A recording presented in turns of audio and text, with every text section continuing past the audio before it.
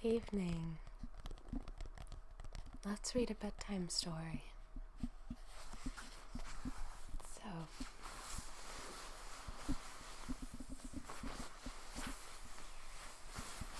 get your comfy blanket, get tucked in,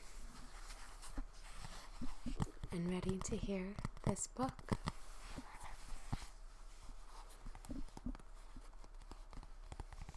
This is The Natural History of the Tail.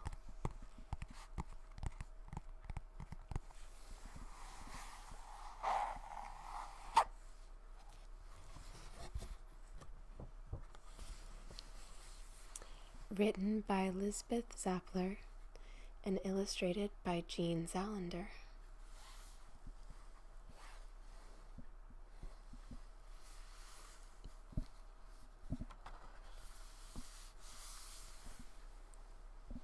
We have the table of contents.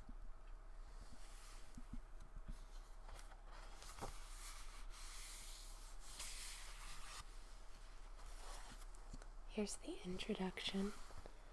You can see some little critters there, possums. At the hind end of most animals with backbones is an object known as a tail. It is a mysterious part of the anatomy that varies in shape and use from animal to animal. Tails can be long or short, fat or slim, round or flat, straight or curly. There are tails with scales, tails with feathers, furry tails, and naked tails. Some tails are very beautiful. The peacock's beauty has to be in its tail, for without it he resembles a skinny rooster. There are tails that are plain in appearance but have marvelous talents. That of the possum forms a fifth hand for the slow-witted, primitive creature who would probably have become extinct if not for the help of this rear attachment. Although the tail of an animal frequently looks as if it were just stuck on as an afterthought, it usually has a purpose. And that is what this book is all about.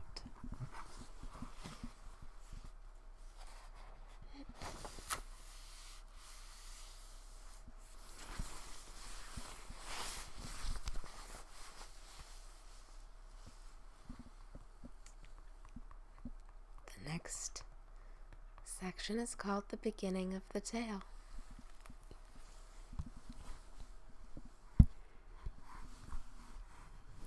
These are sea squirts. That's the notochord of the sea squirt.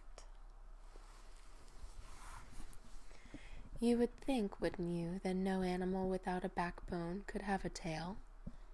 There is a marine animal known commonly as a sea squirt, which looks like a blob when it matures, but as a young larva it has a perfectly recognizable tail. In a world where we are accustomed to progress, in which one step follows logically after another, the sea squirt reverses the procedure and goes backward. It seems fairly obvious that the ability to move is a decided step forward in the evolution of animal life. But sea squirts, who are born mobile, very quickly attach themselves to any convenient surface and settle down in earnest. Once attached, they are never dislodged until death. When a sea squirt is born, it looks like a tadpole with a big round head and long tail. The tail is supported by a notochord, a rod which is similar to a spinal cord. Probably in the early days, animals with notochords gave rise to fish, the first animals to have real backbones. On each side of the sea squirt's notochord are 3 rows of muscles, which make it possible for this tadpole to swim, which it does for a few hours. But then it settles on the bottom, using the sucker on its mouth to attach itself firmly, and proceeds to develop into the sort of lazy creature its parents are. The next section is Frogtails. It's we can see how they start with tails and then they turn into frogs. The sea squirt's elaborate trick of dropping its tail renders it more primitive as an adult than it was as a larva. Frogs play the same sort of trick, but with different results. For the transformation that takes place in a frog's body equips it for life on land as well as in the water. Frogs are amphibians. Amphibians were the first group of vertebrates to give up life in water for life on land. Frogs and toads are more successful in their attempts at land living than their relatives, the salamanders. One of the biggest reasons for this success is the dropping of the tail. Most salamanders are still restricted to the water for a large part of their lives. But frogs spend most of their time on land and return to water primarily to breed. When a frog hatches, the infant that emerges bears almost no resemblance to its parents. In fact, the tadpole looks more like a sea squirt larva than a frog. It too has a big head and a long tail, and not much in between. Maturity brings many body changes to the tadpole.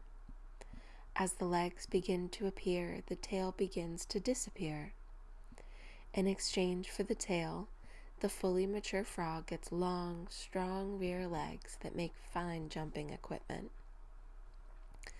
The body, which seemed altogether lacking in the tadpole, is now nicely rounded and very obvious.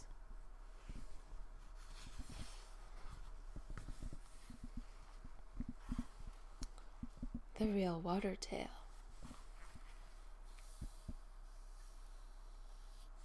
We see Cephalopsis and Burkenia.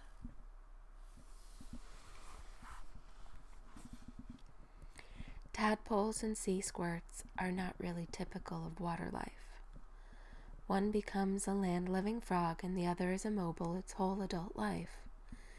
But many animal forms found in water must be able to swim. To these animals, the tail is an absolutely essential bit of equipment. Fish were the first vertebrates. It was among them that the first real tails were formed. The first fish were ugly creatures with no jaws, but they did have a well-developed tail. This tail was rather strange in that it had an upper lobe considerably longer than the lower one. The effect of this was to push the animal downward as well as forward as it went through the water. Early fishes did not have the kind of teeth and jaws found in most modern fish. They had mouths like suction cups. As these creatures slithered along the bottom, they slurped in food like vacuum cleaners. In such an existence, a tail which drives one down and forward is a decided advantage, as there would rarely be an occasion for going up. Another jawless fish with different living habits had a tail in which the lower lobe was longer than the upper one. If you guessed that that kind of a propeller would drive the animal up as it moves forward, you were right. Fish with this kind of tail were small animals with armor plating. They did not have suction cups, but slits that almost resembled real mouths. In order to become active swimmers able to eat the plankton at the surface of the water, they needed the extra push of such a tail. Compared with modern fish, their swimming ability was not so keen, but for their time they were champions. Since then, fish have progressed nicely. They have developed jaws that enable them to select from a more appetizing variety of foods. They have also developed the kind of fins that serve as balancers and rudders, so that fleshy lobes on the tail are no longer necessary. Fish tails these days are fairly even, with an efficient fin that drives the owner through the water with a back and forth motion, like the rowing of a boat. but one large group of extremely successful fish held on to the upper lobed tail. That group is the sharks. Closely related to sharks are rays. The general shape of a ray is derived from the body fins. These are enlarged and have the origins at the head. When a ray swims, the rippling of these fins pushes it silently through the water. With this kind of swimming apparatus, the job of the tail is lessened. In most rays, the tail is long and narrow, and in some it has a highly dangerous function to perform. A rod with poisonous barbs on the side is attached to the tail. It can be flexed by the owner like a whip, even snapped up over the head. While flailing, the ray releases a poison that is almost certain to get rid of enemies. Other fishes have more conventional tails. Some are forked, while others are square or rounded or even pointed. Some are frilled, while others are plain. And here we see the shark and the ray.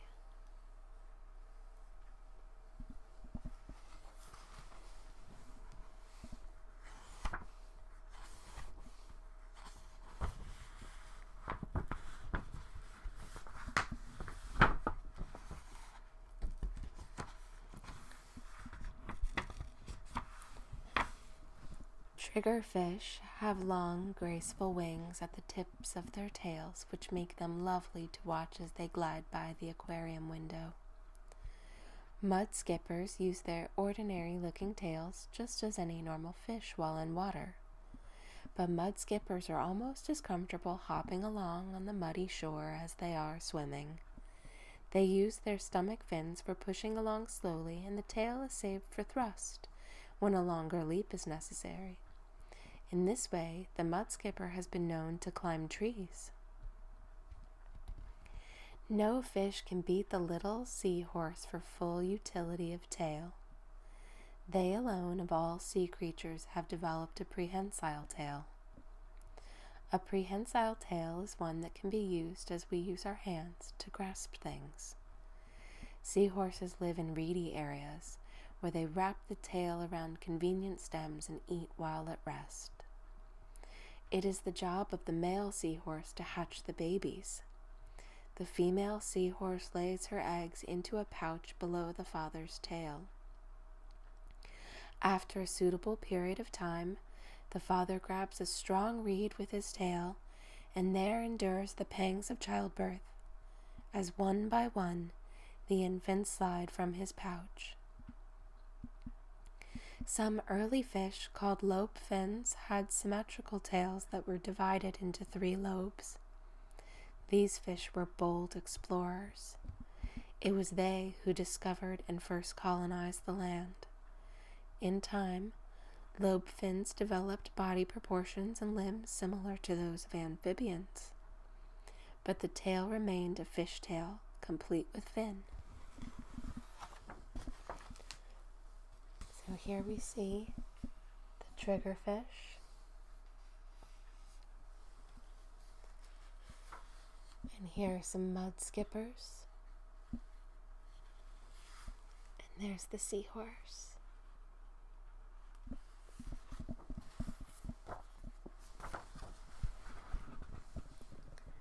The tail becomes land-going. As time went on, more bodily changes occurred. The change in the tail was dramatic. The fin was dropped, and the whole tail generally shortened and made more slender. The function of the tail changed too. As the legs and feet became strong enough to move the body, the tail lost its propeller function and took over as a balancer. In frogs and toads, the tail was eventually dropped completely, but the salamanders and newts have kept and are using theirs. The usual salamander tail is very long. It is used to help the legs in moving the animal along the ground. When salamanders need to get somewhere in a hurry, they stand on their hind legs and use the tail as a lever for jumping. When the newt is swimming, the legs are folded tightly against the body, and the tail is the only means of propulsion. Luckily, it is a strong tail. Some newts at breeding season change from land-going animals into completely aquatic creatures. Then a change takes place in the tail. It becomes quite broad and develops a high fin.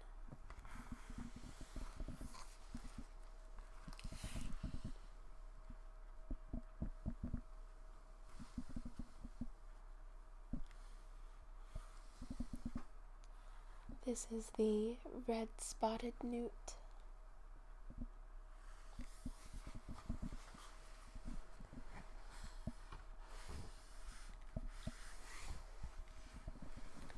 Which part is tail? The snake appears to be almost all tail with a head at one end.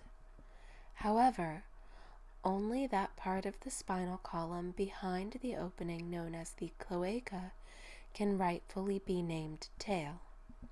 In fact, the part considered to be authentic tail is relatively short.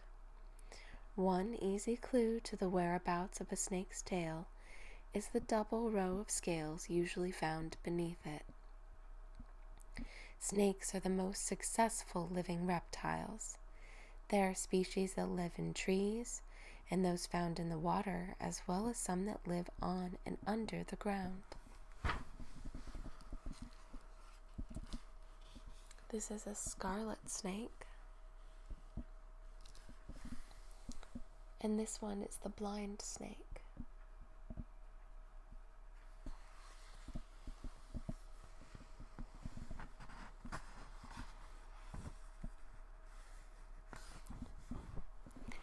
Blind snakes live in burrows and feed on worms and ants.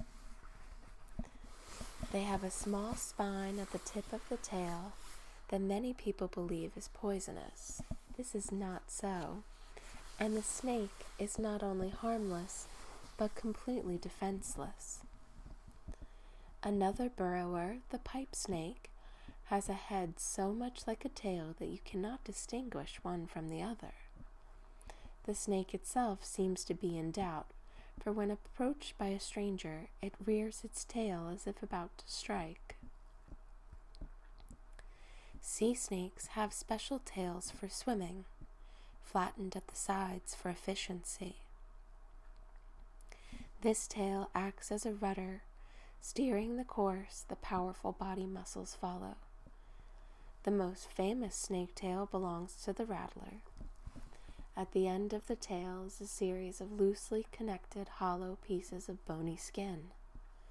A newborn rattler has just one of these small buttons. Each time he grows and sheds his skin, a new segment is added. The segments get bigger each year as the snake grows larger. But the original button always appears at the end. When a rattlesnake gets nervous, he vibrates his tail rapidly, and the rattle makes a noise like a loud buzz. Other snakes, poisonous and non-poisonous, also have the nervous habit of tail vibration. If the twitching tail should be near a pile of dead leaves, the rustle can sound like the rattlesnake's characteristic warning. Here we have the pipe snake and the sea snake, and then the rattlesnake.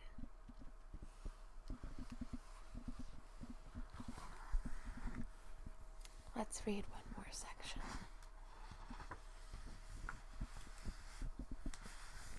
Lizard tails. The closest living relative to the snake is the lizard.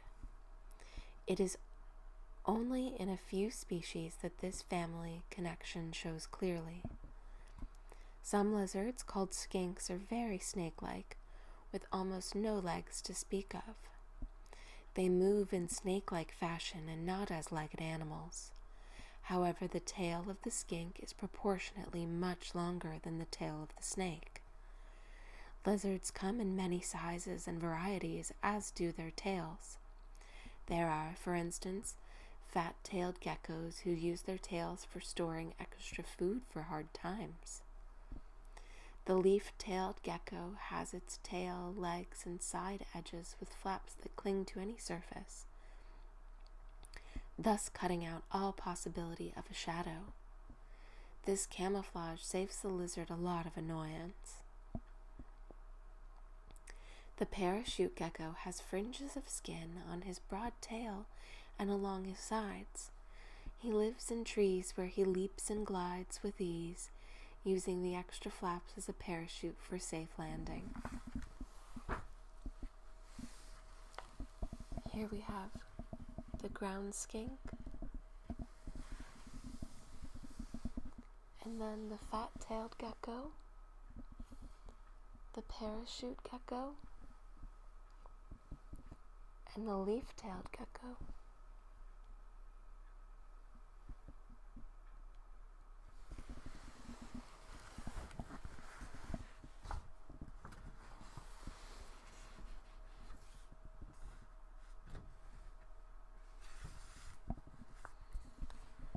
The spiny-tailed agamids have rings of sharp spines around the strong tails. When lashed about, these long tails make an adequate defense against enemies. The girdle-tailed lizard runs into deep crevices when alarmed, and there curls a sharp, spiny tail around its belly, holding to the end of it with its mouth. The chameleon, when its long tail is not in use, keeps it carefully coiled. This tail is of particular importance to the chameleon, for it is prehensile. With it, he becomes a champion climber. The outstanding trait of many lizards' tails is that the owners can allow them to be snapped off at will. The tail muscles simply have to be contracted, and anyone on the other end is left holding the tail as the lizard scampers off to safety. Later, a new tail will grow. The replacement, however, is not likely to be as pretty, nor is it as effective. Beneath the skin and flesh are no new vertebrae, but only a single cord of inflexible cartilage. So here we have the chameleon and the armadillo lizard,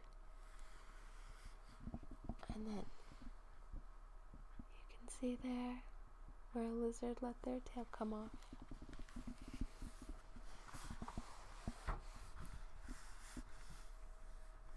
So that's all for tonight. If you've enjoyed this, let me know. We can finish this book.